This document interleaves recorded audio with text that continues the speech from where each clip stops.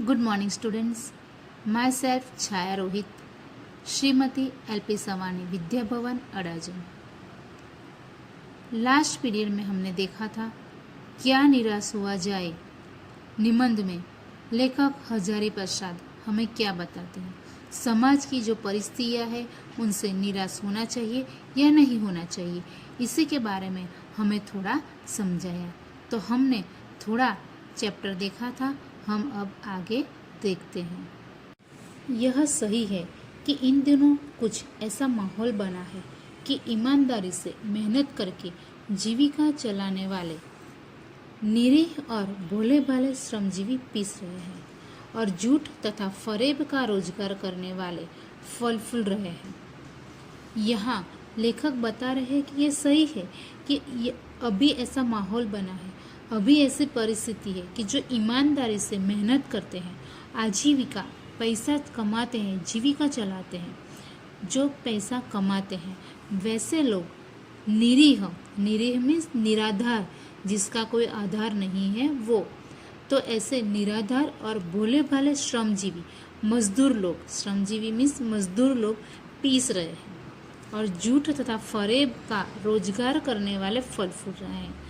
जो झूठ करते हैं, फरेब करते हैं, किसी को धोखा देकर पैसा कमाते हैं, तो ऐसे लोग फल फूल रहे हैं, मीन्स ज़्यादा से ज़्यादा पैसे वाले बन रहे हैं। तो सही है कि समाज में हम अभी देखते हैं तो जो बेचारे ईमानदार हैं, भोले भाले लोग हैं, जो रोज़ कमाते हैं और रोज़ खाने वाले लोग हैं, ऐसे पीसते हैं, वो गरीब के गरीब ही रहते हैं। और जो लोग झूठ फरेब से भ्रष्टाचार करके पैसे कमाते हैं, वो ज़्यादा ही धनवान बनते जा रहे हैं।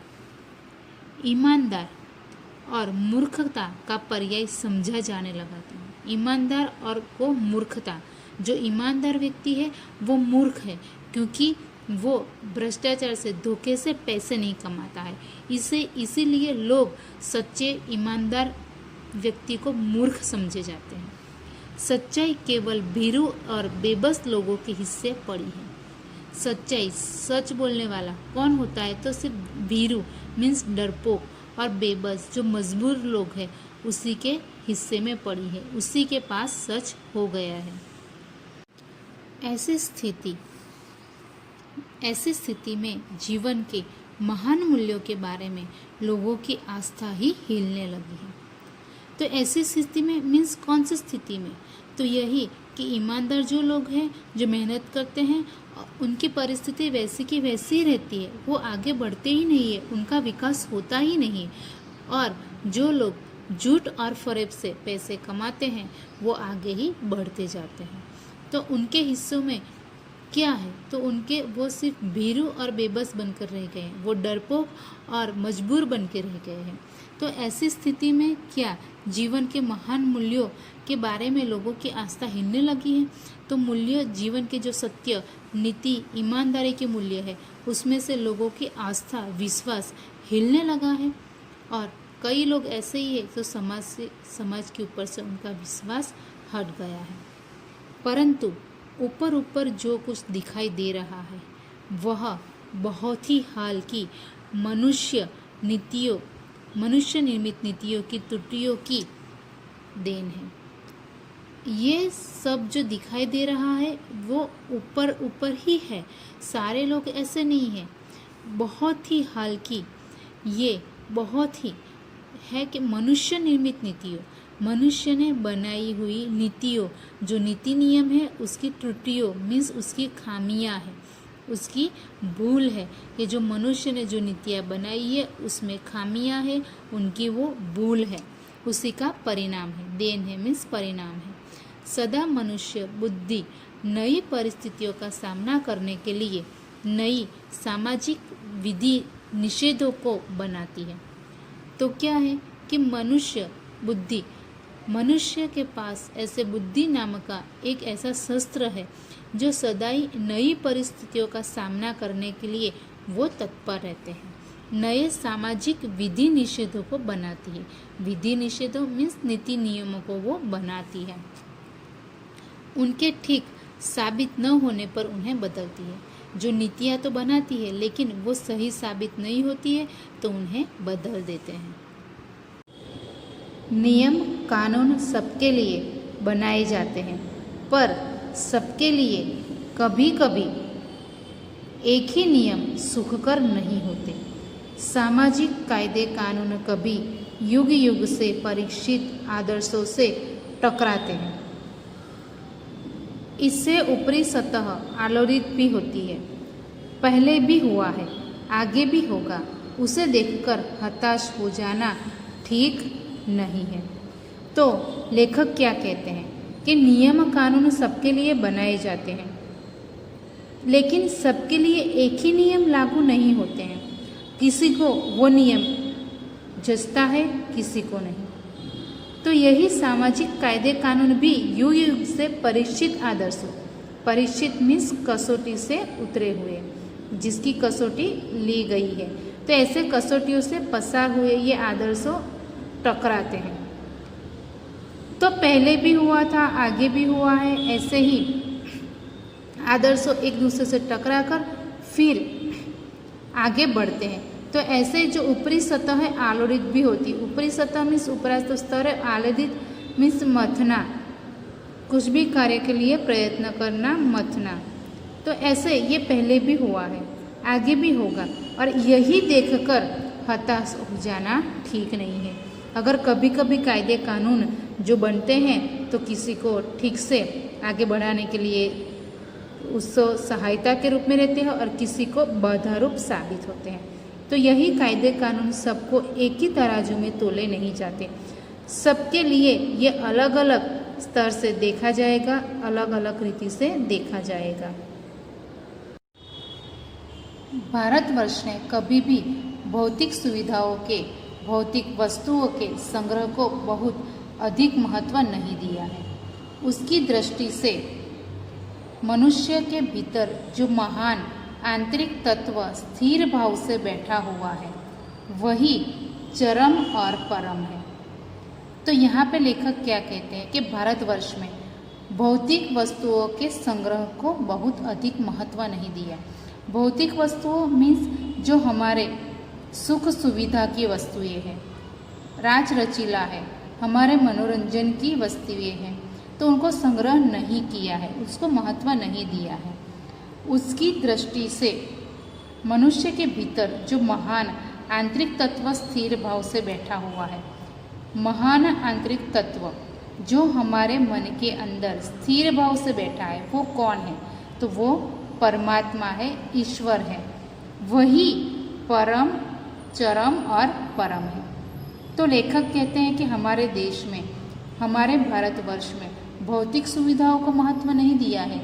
हमारी प्राचीन संस्कृति से ही लोग इन सब में नहीं, परंतु भक्ति में, भगवान की भक्ति में लीन होना, मोक्ष को अधिक महत्व देते हैं। तो वही चरम और परम है, मीन्स वही श्रेष्ठ है और परमात्मा है। लोभ, मोह, काम, क्रोध आदि विकार मनुष्य में स्वाभाविक रूप से विद्यमान रहते हैं, पर उन्हें प्रधान शक्ति मान लेना और अपने मन को उसी के तरह, अपने मन को तथा बुद्धि को उन्हीं के इशारे पर छोड़ देना बहुत निकृष्ट आचरण है। तो लेखक यही कहते हैं कि ये जो लोभ, क्रोध, काम है, लेकिन उनकी तरह उनके इशारे पर चलना वो ठीक नहीं है। भारतवर्ष ने कभी भी उन्हें उचित नहीं माना। सदा संयम के बंधन से बांधकर रखने का प्रयत्न किया है, परंतु भूख की उपेक्षा नहीं की जा सकती, बीमार के लिए दवा की उपेक्षा नहीं की जा सकती, गुमराह को ठीक रास्ते पर ले आने के लिए उपायों की उपेक्षा नहीं की जा सकती। तो ऐसे लेखक कहते हैं कि हमारे अंदर जो काम, क्रोध, विकार है वो सबको संयम रखना जरूरी है, परंतु अगर जो भी है भूख की उपेक्षा नहीं की जा सकती। मीन्स भूख पे संयम नहीं करना है, उसको तो संतोष करना ही है। बीमार के लिए दवा आवश्यक है तो वो भी ज़रूरी है। गुमराह को ठीक रास्ते पर ले आने के उपायों की उपेक्षा नहीं करना है, तो गुमराह को ठीक रास्ते पर लेके आना है। तो ये सारी जो ज़रूरतें हैं उनको पूरा करना है, उन पे संयम नहीं रखना है, लेकिन जो हमारे विकार है, काम, क्रोध, लालसा, लोभ, वो सब पे नियंत्रित जरूरी है। हुआ यह है कि देश में, इस देश के कोटि कोटि दरिद्र जनों की हीन अवस्था को दूर करने के लिए ऐसे अनेक कायदे कानून बनाए गए हैं।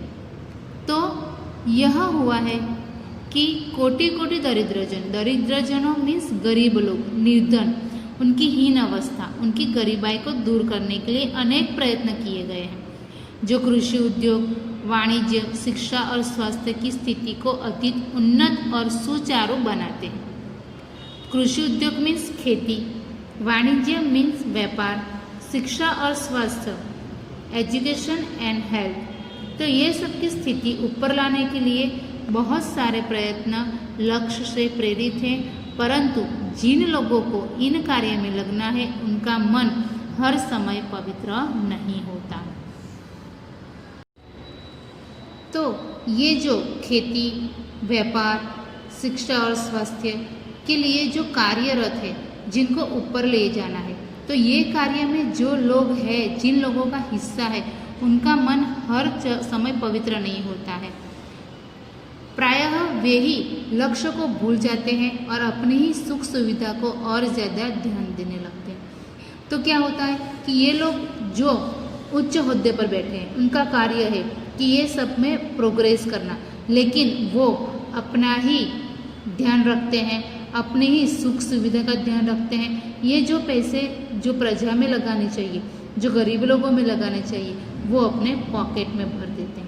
इसी वजह से अनाचार, दुराचार, भ्रष्टाचार फैला हुआ है और समाज में अंधाधुंधी फैली हुई है कि लोग एक दूसरे से नफरत करने लगे हैं, क्योंकि अमीरी गरीबी का फासला बढ़ जाता है और ऐसे ही लोग में दुराचार फैलने लगते हैं। व्यक्ति चित्त सब समय आदर्शों द्वारा चलित नहीं होता।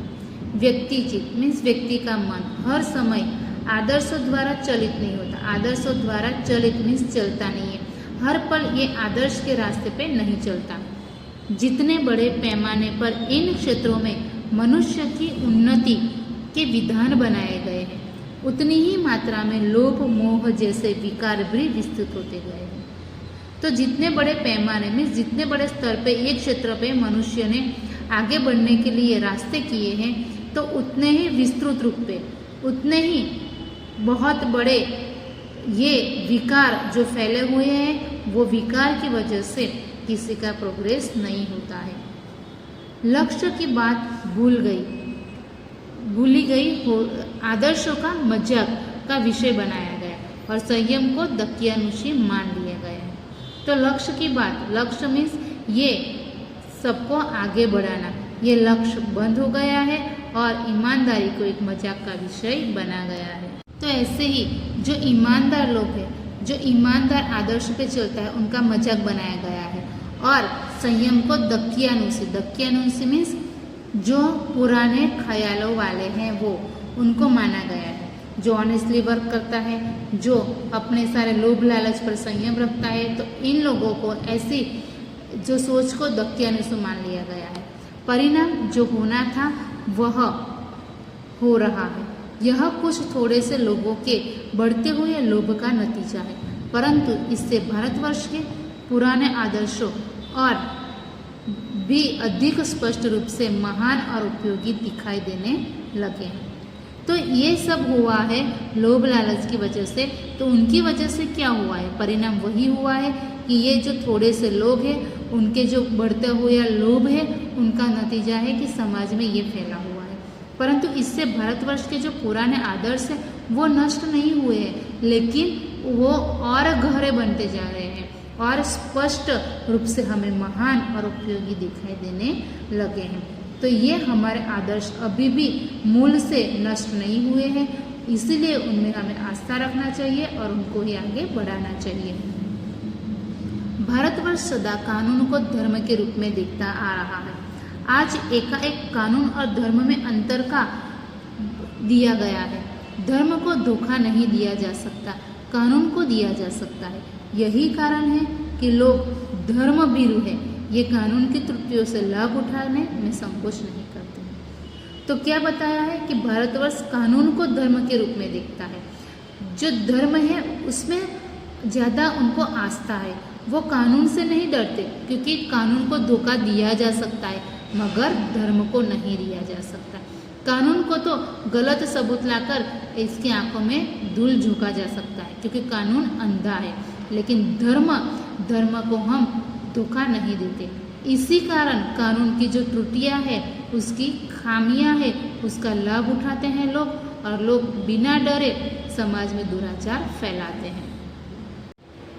इस बात के पर्याप्त प्रमाण खोजे जा सकते हैं कि समाज के ऊपरी वर्ग में चाहे जो भी होता रहा हो, परंतु भीतर भीतर भारतवर्ष अब भी यह अनुभव कर रहा है कि धर्म कानून से बड़ी चीज़ है। अब भी सेवा, ईमानदारी, सच्चाई और आध्यात्मिकता के मूल्य बने हुए हैं। वे दब अवश्य गए हैं लेकिन नष्ट नहीं हुए हैं। तो यही प्रमाण खोजे जा सकते हैं कि क्या कि समाज के सिर्फ ऊपरी वर्ग में ये सब फैला हुआ है, और अभी भी भारतवर्ष अनुभव कर रहा है कि धर्म कानून से बड़ी चीज़ है। मीन्स धर्म जो श्रेष्ठ है, धर्म के हमारे मूल्य हैं, वो आज भी कायम है। अभी सेवा, ईमानदारी, सच्चाई, ये सब है आध्यात्मिकता के मूल्य बने हुए हैं। वो दब गए हैं, वो हमारे जो बाहरी दिखावा है, बाहरी जो हमारी लालसा है, उसके नीचे दब अवश्य गए हैं लेकिन नष्ट नहीं हुए हैं। आज भी ये समाज में, ये लोगों में, विश्व में अच्छाई, सच्चाई, आध्यात्मिकता मीन्स भगवान की भक्ति, ये सब हुआ है, आज भी मौजूद है। तो ये नष्ट नहीं हुए हैं। आज भी वह मनुष्य से प्रेम करता है, महिलाओं का सम्मान करता है, झूठ और चोरी को गलत समझता है, दूसरे की पीड़ा पहुंचाने को पाप समझता है। हर आदमी अपने व्यक्तिगत जीवन में इस बात का अनुभव करता है। तो यही हम देखते हैं कि समाज में हर जगह दुराचार नहीं है। कई लोग अच्छे हैं जिसमें ये सच्चाई, एक दूसरे को मदद करना, एक दूसरे को, महिलाओं का सम्मान करना, झूठ और चोरी को गलत समझना, ये सब आज भी समाज में लोगों में मौजूद है। लोग इस पर विश्वास करते हैं और इसके खिलाफ जाना गलत समझते हैं। तो यही धर्म है, यही धर्म की जुड़ी बातें हैं जिस पे लोग आज भी विश्वास करते हैं। समाचार पत्रों में जरूरी भ्रष्टाचार के प्रति इतना आक्रोश है, वह यही साबित करता है कि हम ऐसी चीज़ों को गलत समझते हैं और समाज में उन तत्वों की प्रतिष्ठा कम करना चाहते हैं जो गलत तरीके से धन या मान संग्रह करते हैं। तो हम यही देखते हैं कि समाज में आज भी ऐसे जो है जागृत लोग बचे हैं, सही धर्म के लोग बचे हैं, जो समाचार पत्र में जो भी गलत है उसके प्रति आक्रोश है, उसके प्रति विरोध है, उसके प्रति गुस्सा है। तो ये हम देखते हैं कि ये जो चोरी है, झूठ है, ये सबके सामने समाचार पत्र में आक्रोश प्रकट होता है, गुस्सा प्रकट होता है। तो यही साबित करता है कि हम ऐसी चीज़ों को गलत समझते हैं और समाज में उन तत्वों की प्रतिष्ठा तो कम करना चाहते हैं जो गलत तरीके से धन या मान संग्रह करते हैं। तो ऐसे लोगों के विरुद्ध में भी समाचार पत्र में आते हैं जो लोग ऊंचे ओहदे पर बैठे हैं लेकिन वो गलत तरीके से पैसे कमाते हैं और गलत तरीके से उन्होंने मान भी संग्रह किया है, उन्हें रिस्पेक्ट भी गलत तरीके से प्राप्त की है। तो ऐसे लोगों को हम धन भी उनका सही नहीं मानते हैं और उनका मान भी हम सही नहीं मानते, क्योंकि उन लोगों जो ऊंचे पोस्ट पर बैठे हैं वो गलत तरीके से ये सब कमा के भी अच्छे नहीं बनते हैं। उनके विरुद्ध समाचार पत्र में जब खबरें छपती है तो यही हम साबित करते हैं कि आज भी अच्छाई है, जो ये जो बुरा है उसके खिलाफ समाज एक साथ बन के आवाज़ उठाते हैं।